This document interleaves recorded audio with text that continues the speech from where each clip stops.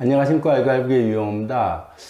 오늘은 예전부터 한번 얘기해 보고 싶었던 것이어 갖고요. 남북의 친일파 청산 문제, 요거에 대해서 간단하게 좀 제가 보는 관점이라 그래야 되나, 일반인 상식으로서의 시각에 대해서 좀 오해되는 부분들이 있어 갖고 사람들이 일반적으로 사람들은 북이 친일 청산을 잘했다, 그것만큼은 잘했다라는 건 누구나 다 인정을 해요. 물론 그 조선일보나 이런 데는 인정하지 않습니다.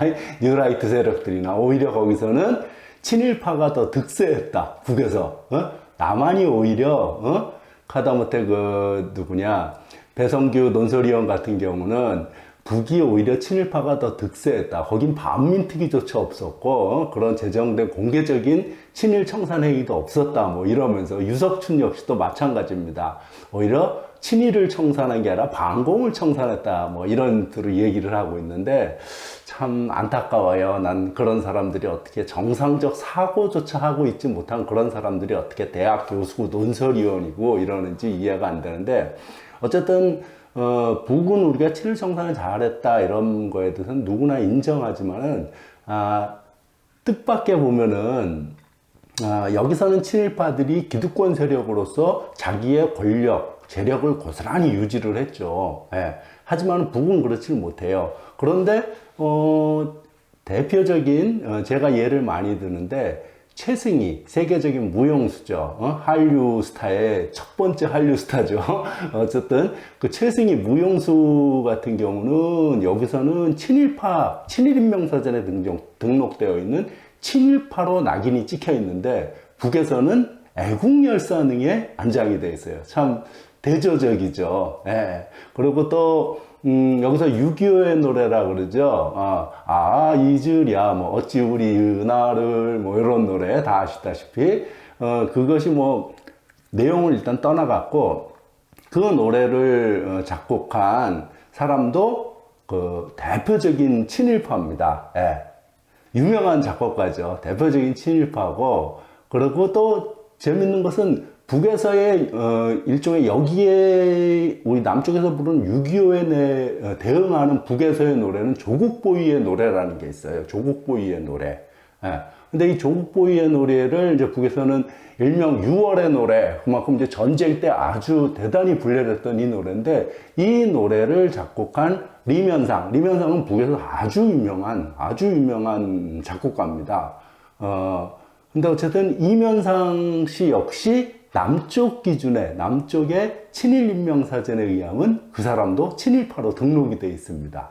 그런데 북에서도, 그럼 남북에 둘 다 그 6.25의 노래 하나를 놓고 보면 서로 작곡한 사람들이 둘 다 남쪽 기준으로는 친일파에 되어 있는데, 이면상 씨 같은 경우는 마찬가지로 아까 그 최승희 얘기했듯이 그 애국열사능에 안장이 되어 있어요. 애국가로 칭송을 합니다. 그리고 북에서 누구도 이면상 최승희를 친일파라고 욕하지 않아요. 예.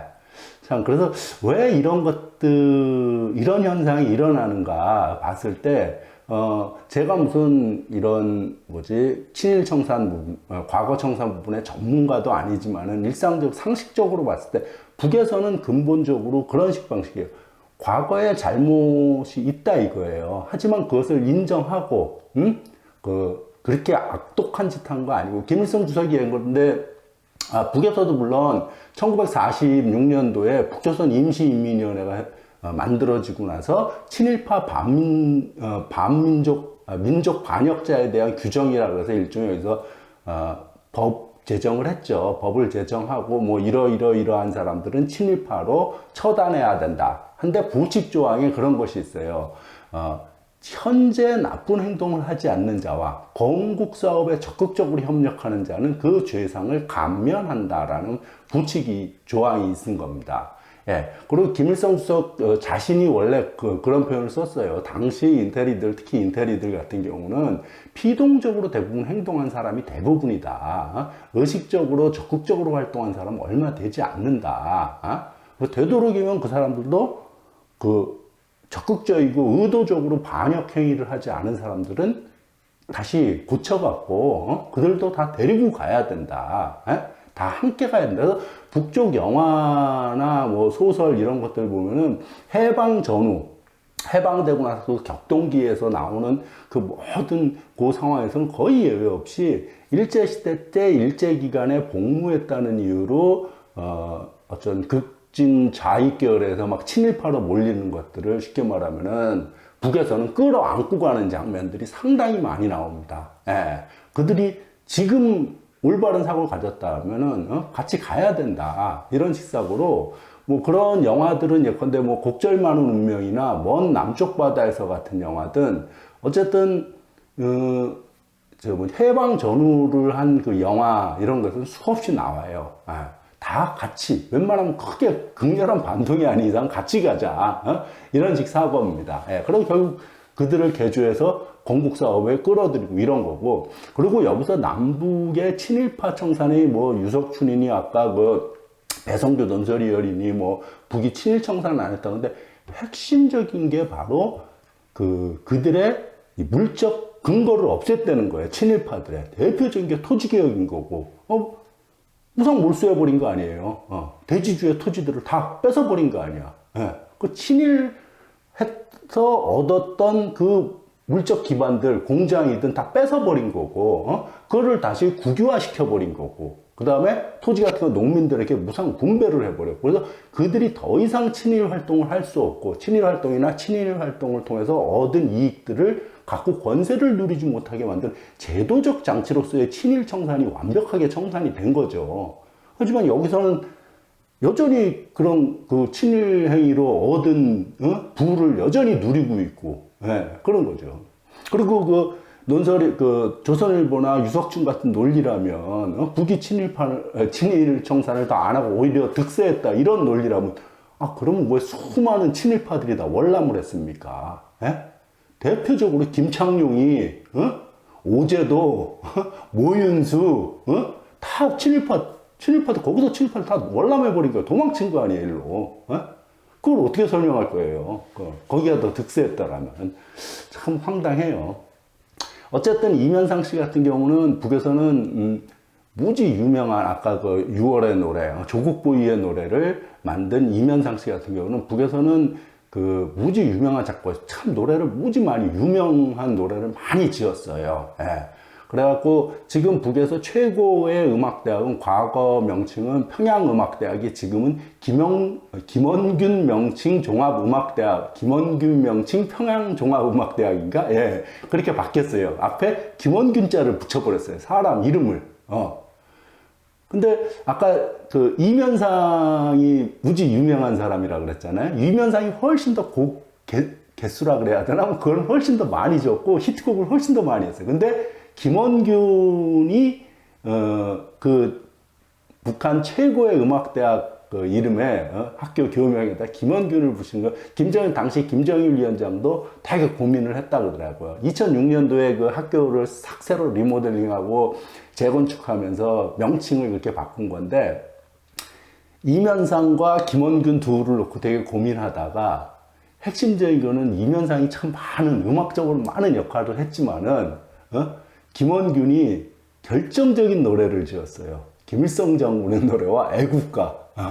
이 두 노래를 뭐 그 외에도 몇 개 더 있지만은 어쨌든 이 두 노래를 그 김원균이 지었기 때문에 그 평양종합음악대학을 평양음대를 명칭을 바꾸면서 그렇게 김원균 명칭 음악종합대학이라는 이렇게 이름을 바꾸게 된 겁니다. 그래서 좀 아쉽죠. 이면상 입장에서. 이면상은 사실 그 전에 평양음대 총장까지도 했었었는데, 그리고 참 이면상 같은 경우는 아까 뭐 여기서는 친일파로 등록이 돼 있다 하지만은 건국 이후에 바로 최고인민회 대의원까지 갔을 정도예요. 최고인민회 대의원하고 그 다음에 노동당 중앙위원회 그 위원도 했었었고, 그만큼 정치적으로나 음악적으로나 엄청난 그 역할을 했었던 분입니다.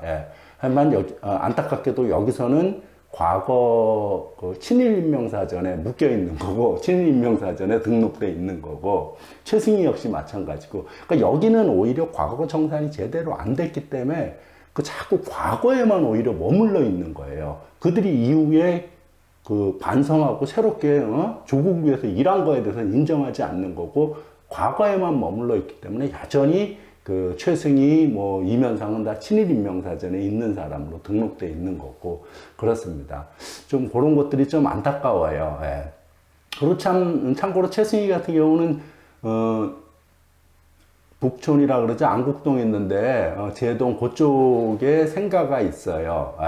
거기 지금은 한매 식당이라고 한정식 식당을 하는 그런 곳인데 거기가 최승희 살던 집이라고. 최승희가 지금은 저희 강남으로 이사를 갔지만 예전에 70년대 저 어디냐 그 일본 대사관 있는 조계사하고 일본 대사관 그 사이에 숙명여고 있었지 않습니까? 숙명여고 출신이고 최승희는 10대에 일본으로 유학을 가고 재밌는 건 25살에 자서전을 썼어요. 보통 자서전 쓰면 좀 인생을 좀 산다며 써야 되는데 최승희는 25살에 썼어요. 예. 그리고 40년대에 중국에서 귀국을 한 다음에 해방돼 귀국한 다음에 바로 그 남편 안막하고 북으로 넘어가죠. 46년도에 북으로 넘어가고. 예.